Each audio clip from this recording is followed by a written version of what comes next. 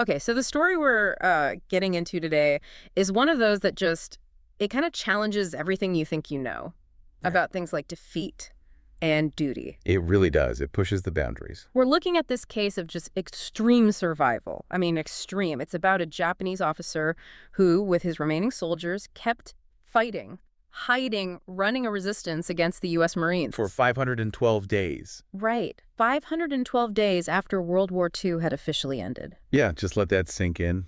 The war's over. Peace treaties are signed, but not for them. It's almost 17 months in total isolation on a Pacific island. It's hard to even picture. And it's not just some random historical footnote, This is a story about incredible resilience, leadership. It's led by Captain Sakae of the Imperial Japanese Army. Sakae. Yeah.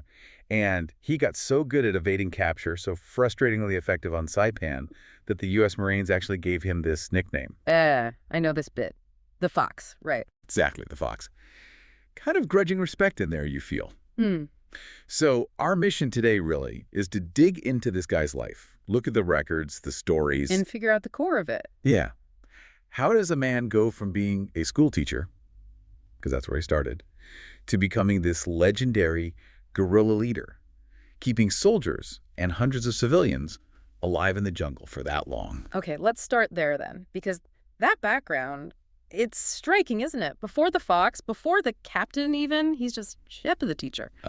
Born in Gamagori, Aichi Prefecture, 1914. He goes to the teacher training school there, graduates in 33. And gets a job. Yeah, gets a faculty position at a public school.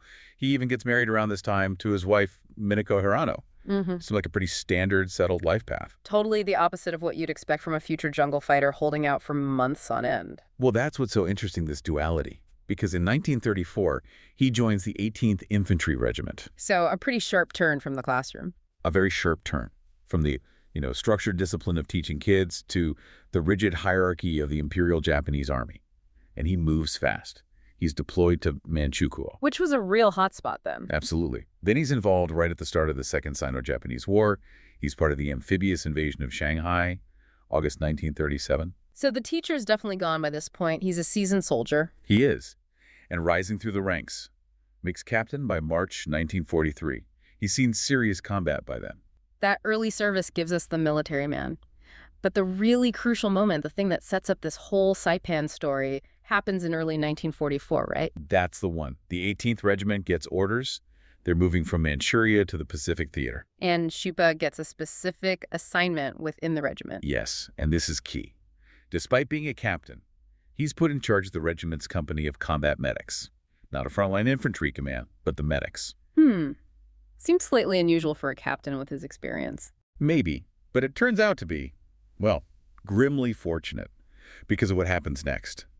They board their transport ship, the Sakito Maru, heading for the Pacific. On disaster strikes. Big time. Yeah. February 29th, 1944. Leap day. An American submarine, the USS Trout, finds them, fires torpedoes. It's the Sakito Maru. Yeah, sinks it.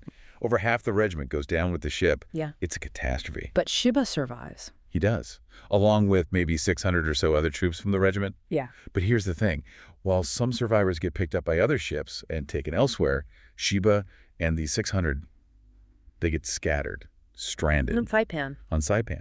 So he finds himself marooned. His unit is basically shattered. Yeah. But reports say he immediately starts organizing the survivors he can find. Tankers, engineers, his medics, obviously, trying to create some kind of cohesive group. Setting up an aid station, trying to bring order to chaos. Exactly. But the real chaos, that arrives on June 15th, 1944. That's when the Battle of Saipan begins, the American invasion. And Saipan.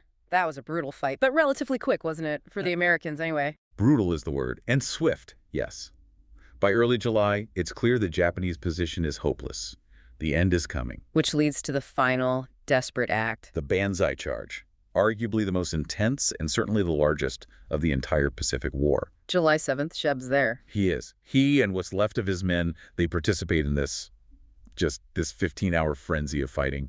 Suicide charge, essentially. The scale is hard to comprehend. It really is. When the smoke clears, 4,300 Japanese soldiers are dead, just from that one charge. And the island is declared secure by the Allies just 2 days later? Yep, July 9th. Game over. Yep. The carnage was so complete, the Japanese command back home, they have no idea who might have possibly survived that final charge. So administratively? They closed the book on him. By September 30th, 1944, the Imperial Japanese Army officially presumes Captain Sakae is dead, killed in action on Saipan. And they give him that posthumous promotion. That's right, promoted to major. Posthumously. As far as the entire Japanese government and military structure was concerned, his story ended there, in the summer of 44. But, and this is the whole point of our deep dive, he wasn't dead. Not even slightly. He somehow survives the Banzai charge, slips away into the interior of the island, and this is where his leadership really kicks in a totally new way. He starts gathering survivors? Yeah, gradually. Yeah. Finds other soldiers who evaded capture or survived the final battles. Eventually commands over 100 of them. But here's the really remarkable part, the thing that elevates this beyond just a standard holdout story. The civilians? Exactly. He doesn't just look after soldiers. He finds, organizes, and takes responsibility for over 200 Japanese civilians who are also hiding in the jungle. Families, children, elderly. Wow. Okay, that changes the dynamic completely. This isn't just guerrilla warfare now. No, it's like he's running a hidden society. Think about it. Food, water, sanitation, discipline, keeping morale up for soldiers and terrified civilians, all while being hunted. Where did they even hide? Saipan isn't that huge an island. It's not, but it's rugged. Mountainous jungle in the interior. He places the civilians in hidden mountain caves, sets up these carefully concealed jungle villages. Real organizational skill there. And his base of operations? Mount Tapacha. It's the highest point on Saipan. Not massively high, maybe 473 meters, something like that. But high enough to see everything? Pretty much. It gave him a 360-degree view of the island, perfect for spotting American movements, planning raids. Raids? So they were actively fighting? They were conducting guerrilla-style raids, yes. Mostly hit-and-run stuff, targeting American positions primarily to get supplies, food, medicine, maybe weapons. Quick strikes, then melt back into the jungle. Which must have driven the Americans absolutely crazy. They've secured the island, the battle's won, but there's this ghost group still nipping at their heels. Precisely. They control Saipan, but they can't stamp out this last pocket of resistance. And Shiba is so good at it, the speed, the stealth, the way he just vanishes. That's why they start calling him the Fox. You can almost hear the frustration in that nickname. Oh, definitely. He becomes this major thorn in the side of the occupying force, a psychological irritant as much as a physical one. I still struggle with the logistics, though. How do you keep 300-plus people hidden, silent, fed for months on end, especially with civilians, kids? That's incredibly difficult. It's the core question, isn't it? It points to incredible discipline, which maybe loops back to that teacher background.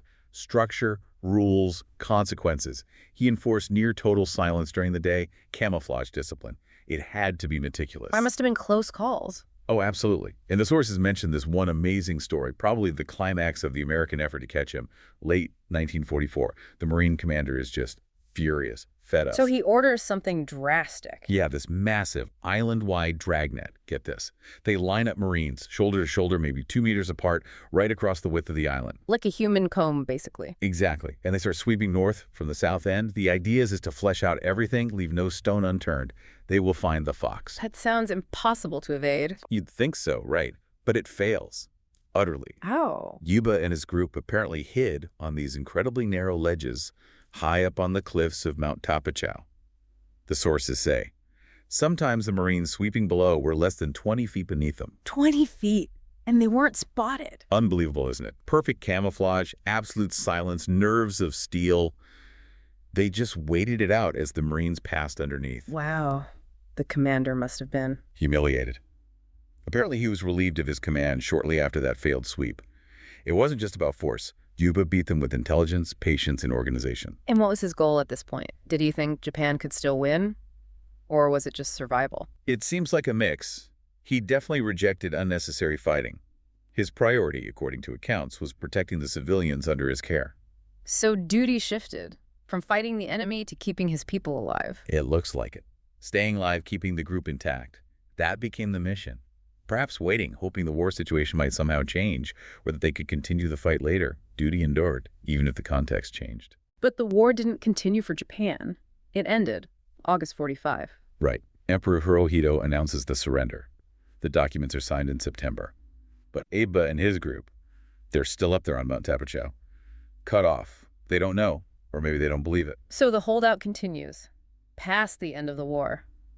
For how long exactly? 512 days in total from when he first started organizing survivors after the Sakito Maru sinking, through the battle and deep into the post-war period. But the final surrender, that's months after VJ Day. How do you even convince someone like that, someone so committed, so isolated, that it's truly over and they need to surrender, especially without dishonor? That was the challenge. It couldn't just be an American demand. It needed something more. It finally happens in late November 1945. What was the catalyst? The Americans brought in a former Japanese Major General, Uma Hachiyamas, someone Uba would likely respect. And Amma just ordered him down? Not exactly. It was more subtle, more resonant. Ama went near their suspected hiding places and actually sang the anthem of the Japanese infantry branch. Sang it. As a signal, perhaps. A call they'd recognize. Something deeply tied to their identity as soldiers, but not an aggressive act. A way to draw them out, establish trust. Did it work? It did. It got their attention. Amo then presented official surrender documents, not from the Americans, but from the now-defunct Imperial General Headquarters in Tokyo. Proof from their own side that the war was done. That must have been the key. Official orders, even from a dissolved command. Fulfilling duty one last time. Exactly. It provided the framework for an honorable surrender. So on December 1st, 1945, nearly 3 full months after Japan formally surrendered, Shuba and his remaining 46 men prepared to come down. It wasn't just a walk out of the jungle, I imagine. No, it was formal, dignified. They gathered on Mount Tapacha one last time. They sang a song of departure, honoring the spirits of their comrades who died on Saipan. A final ceremony. Yes. Then Captain Dua marched his men down and surrendered his sword to Lieutenant Colonel Howard G. Kyrgyz of the U.S. Marine Corps. They were the absolute last organized Japanese resistance on Saipan. An incredible end to that chapter. Yeah. What happens next? He goes back to Japan. He does. Repatriated. And of course, once the Japanese government realizes he's alive, that posthumous promotion to major gets rescinded pretty quickly. Must have been quite the shock back home. Major Shuba is dead. Actually, Captain Yuba is alive and coming home. Imagine. And the personal side. He's finally reunited with his wife, Mineko, and he meets his son for the very first time. His son. Yeah, the child was born in 1937. Just after Huba had left for service in China, he'd been away for almost 8 years, missed his entire childhood. That's heartbreaking, but also a chance to reconnect. How does he adapt? After nearly a decade of war, culminating in 16 months of intense guerrilla life and isolation, adjusting back must have been hard. You would absolutely expect it to be. Yeah. PTSD, difficulty fitting in. Yeah. We hear those stories about other holdouts sometimes, but Shuba seems different. How so? He integrates back into civilian life with remarkable success. It's almost seamless, which is maybe the most surprising part of his post-war story. Really? What did he do? He leverages those skills, the organization, the leadership, the resourcefulness honed in the jungle. He gets hired by the Marue department store company in 1952. A department store. From jungle commander to retail. Sounds like a leap, but think about it. Management, logistics, dealing with people. He rises through the company, eventually serves on their board of directors, right up until 1992. Wow. That's a long and successful corporate career. And that's not all. He also gets involved in local politics back in his hometown.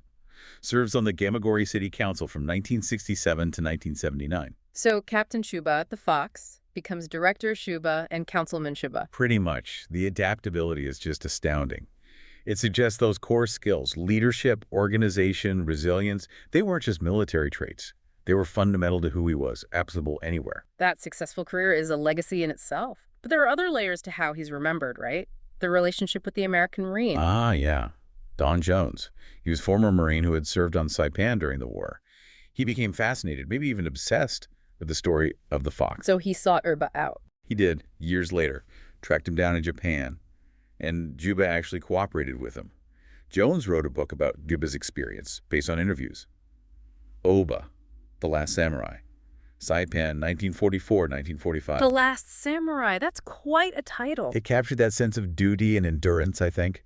But Jones did something else, something really quite moving. What was that? He remembered Lieutenant Colonel Kyrgyz, the Marine officer Iba, surrendered his sword to back in 45.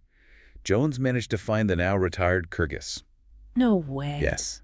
And he asked him about the sword. Kyrgyz still had it. Jones persuaded him, or Kyrgyz readily agreed, the sources vary slightly, to return it. Return the surrendered sword. Yes. Jones acted as the intermediary and presented Yuba's family sword back to him. A gesture of reconciliation, respect. closing a loop between former enemies. That's powerful, a really profound moment. It is. And it speaks volumes about the post-war healing process on a personal level. But beyond the sword, beyond the book, there's an even more intimate part of his legacy that came to light much later. What's that? His letters. In 2010, long after Yuba had passed away, his second son discovered this huge cache of correspondence, over 1,200 pages of letters and postcards. Between Uba and Burrow. Between Sakae and his wife, Mineko, dating all the way back from his initial deployment to China in the late 30s, right up through 1944, just before the communication lines were cut by the war. Wow. 1,200 pages. That's an incredible historical find. It really is. And they're not just, I miss you notes. Apparently, they contain really detailed descriptions of daily life during the war from both sides. So Iba writing about service in China and Manchuria. The logistics, the conditions. Yeah. And Mineko writing about life on the home front in Gamagori, rationing, anxieties, keeping the family going. It's this incredibly rich, two-sided perspective on the war years. Have they been published? They were, as love letters from the fires of war. They offer this deeply human core to the man who became the legend. It grounds the fox in the reality of Sakae Juba, the husband and father. That combination, the military legend, the human story from the letters, it makes sense that it would eventually become a movie. Right. The 2011 film, Miracle of the Pacific. The Man Called Fox, or Oba. The Last Samurai in some markets. It tries to capture that whole arc. So when we look back at Sakae Juba's life, it's this incredible journey, teacher to captain, captain to the fox, the elusive guerrilla leader, and then, surprisingly, back to successful civilian life as a businessman and politician. The constant threads seem to be this unwavering sense of duty, however the mission changed, and this remarkable adaptability, facing impossible situations and just figuring it out. Organizing, leading, surviving. We've traced his path from that classroom in Aichi to the command post, essentially, on Mount Tapacho, and finally back to the city council chambers in Gamagori. The real insight seems to be about those transferable skills, doesn't it? I think so. The things that make you a good teacher organization, clarity, managing people, maintaining morale, they're surprisingly similar to what made him a successful, if unconventional, military leader in that specific survival context. And maybe what made him a good businessman and politician afterwards, too. Quite possibly. Resource management, long-term planning, discipline. These were crucial in the jungle, and they're crucial in a boardroom or a council meeting. Which brings us to maybe a final thought for you, the listener, to sort of chew on. Yeah, consider this. Juba endured 16 months of intense mental and physical pressure. Constant threat, isolation, responsibility for hundreds of lives, a situation that broke many other Japanese holdouts psychologically when they eventually returned. Yet he seemed to transition back almost immediately into a productive, successful civilian life. Corporate leader, politician, very different from some others. So what does his specific experience tell us? What does his successful reintegration suggest about the nature of resilience?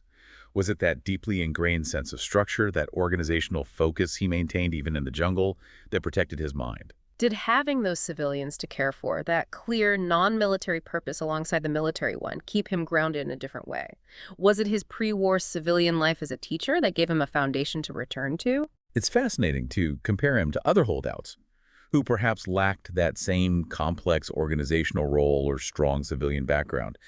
Did Oba's particular brand of duty, focused on structured survival and protection, ultimately shield him from the worst psychological tolls? And maybe think about the power of those letters, too. That connection maintained through writing, even when physically severed, how much did that anchor him? Okay, lots to unpack there for yourself.